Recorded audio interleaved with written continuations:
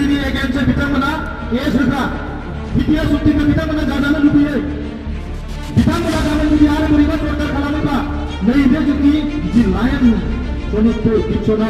बे मोनसे जोंनि लाख लाख बर' ओनसोला बड'लेण्डआव हाबनाय बेखौ आरोबाव फर्स्ट जोंनि रैसे दानस'नानै होबावगोन बिसोरो जोंनि सोमोन्दोआ आरोबाव मोजां जाफिनगोन बिथांमोननि जुदि सरकारा बोरैबा जुदि नैबे ओनसोलनि रायजो राजाफोरा गोरोन्थि खालामना लायोब्ला আমাৰ গহপুৰ অঞ্চলত ৰাইজ দলে বলে ওলাইছে আৰু গহপুৰ অঞ্চলত আমাৰ 31টা বুথ আছে সেই বুথত আজি সকলো সভাপতি সম্পাদক বুথৰ কাৰ্যকৰ্তাসকলক লৈ আজি আমি এটা বুথ সন্মিলন সেই বুথ সন্মিলন সম্পূৰ্ণ কৰা হ'ল আৰু ইয়াত সকলো বুথ কমিটিৰ সভাপতি সম্পাদকসকলক আমি এটা ইনষ্ট্ৰাকশ্যন দিয়া হৈছে যে গাঁৱে গাঁৱে গৈ বিটিআৰ চৰকাৰৰ যি আহি থকা ইলেকশ্যন সেই ইলেকশ্যনত সকলোৱে অংশগ্ৰহণ কৰিব লাগে আৰু এই গহপুৰ অঞ্চল ইতিমধ্যে আমাৰ ধনশিৰি সমষ্টিত ভোট দিব আৰু ধনশিৰি সমষ্টি এতিয়া আমাৰ বিটিচিত UPPL দলৰ জিকাৰ এটা সমষ্টি হৈ গৈছে ইয়াত কমেও 70,000 ভোটাৰ ধনশিৰি সমষ্টিত এবাৰ ভোট দিব গতিকে এই অঞ্চলৰ ৰাইজক আমি বা মই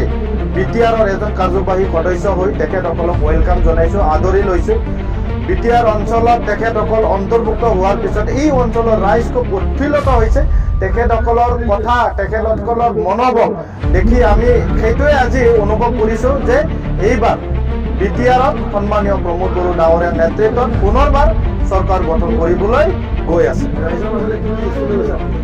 ৰাইজৰ মাজত সেইটোৱেই ইছ্যু এই অঞ্চলত আৰু কাম কৰিবলগীয়া আছে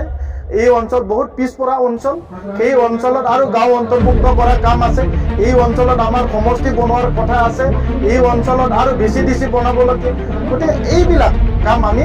আৰু চৰকাৰ বনোৱাৰ পিছত আৰু কাম কৰিবলৈ আমি সুবিধা পাম আৰু ৰাইজৰ মাজত সেইটোৱে যে আমাৰ বিটিআৰ অঞ্চলত বহুতখিনি ফ্লেগশ্বিপ প্ৰগ্ৰাম বিটিআৰত ইতিমধ্যে আমি 31টাৰ ওপৰত ফ্লেগশ্বিপ প্ৰগ্ৰাম যিবিলাক মিছন যেনেকৈ বড়োফা উপেন্দ্ৰনাথ ব্ৰহ্ম ছুপাৰ 50 আলাৰী চেৰা মিঠাংকি মিছন বৈশ্যমতী 1 মিছন বৈশ্যমতী 2 তেনেকুৱা বহুতখিনি আমি মাটি বাৰীৰ কথা শিক্ষা খণ্ডৰ কথা ক্ৰীড়া খণ্ডৰ কথা গোটেই কালচাৰেল যিবিলাক আমাৰ এই অঞ্চলত কৰিবলগীয়া কাম ৰাইজৰ মাজত তেনেকুৱা ইছ্যুবিলাক লৈ আমি ৰাইজৰ মাজত সোমাইছে ৰাইজ খুব সুখী কণ্টেষ্ট কাৰো লগত নহয় আমাৰ ইয়াত জিকা এটা সমষ্টি বৰ্তমান ধনশিৰি সমষ্টিত এই অঞ্চল অন্তৰ্ভুক্ত হৈছে ধনশিৰি সমষ্টি জিকিব 100%।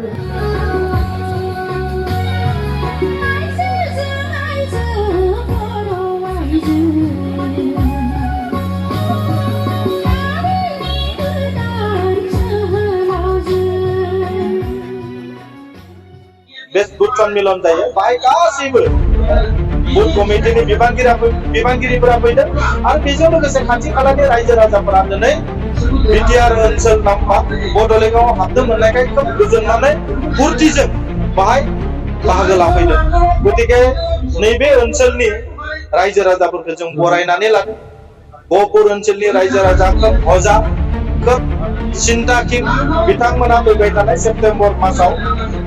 UPPL दोलोजोंनो थागोन ट्रेक्टरनि सावगारियावनो भट होगोन जोंनि मानिजाथाव शिव प्रमोद बर' बिथांखौनो शिव बानायनायाव हेफाजाब आरो मदद होगोन गतिके नैबे ओनसोलनि गासैबो रायजो राजाफोरखौ आंनि गोसो गोरबोनिफ्राय साबायखर जासियो आरो फैबाय थानाय समाव बिथांमोननि जि समस्या बे समस्याखौ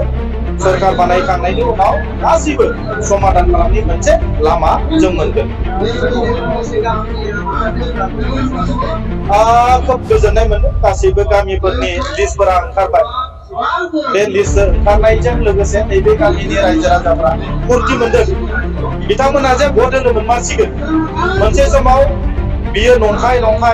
बियो मिसा बिटिआर सुक्तिया माने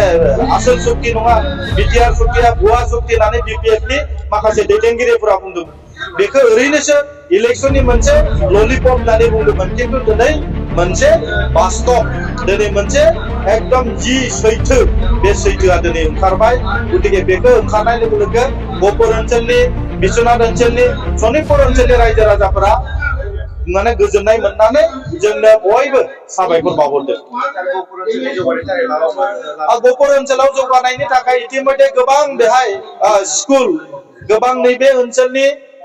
रंगमंच अडिटोरियाम दा बे ओनसोलाव बानायनायनि हाबाफारिखौ जागायजेनबाय आरो नैबे ओनसोलाव गोबां हा गैजारोङै बिथांमोननो हा होनायनि जि बेबस्था बेखौबो खालामनाय जाबाय आरो साननैसोनि उनाव बियो जोंनि बिटिआर ओनसोलनिफ्राय लेन्ड एन्ड रेभिनिउ डिपार्टमेन्टआव थांनानै सेटेलमेन्टनि जि खामानि बे सेटेलमेन्टनि खामानियाबो आरम्भ जासिगोन। जुजिलायनायखौ जों दिनै नैबे ओनसोलाव रावजोंबो जानाय नङा। 95% UPPL आवनो भटा गोलैगोन गतिके माखासे भटा बिथिं बिथिं थांलाबायगोन गतिके रायजोफोरनि जितु बाहागो लानाय बे बाहागो लानायखौ नुयोब्ला UPPL आवनो ट्रेक्टरावनो 95% रायजो राजाफ्रा भट होगोन बियो दिनै रोखा जाबाय। कैंडिडेट सायख'नाया जेब्ला नटिफिकेशन होगोन बे नटिफिकेशन होखांनायनि उनाव कैंडिडेटनि बाथ्राफ्रा ओंखारगोन। कैंडिडेटआ जोंनि थाखाय 3 नाम्बारावसो कैंडिडेटआ जोंनि थाखाय 3 नाम्बारसो 1 नाम्बारा जोंनि ओनसोलनि जौगानाय 2 नाम्बारा जोंनि माने दल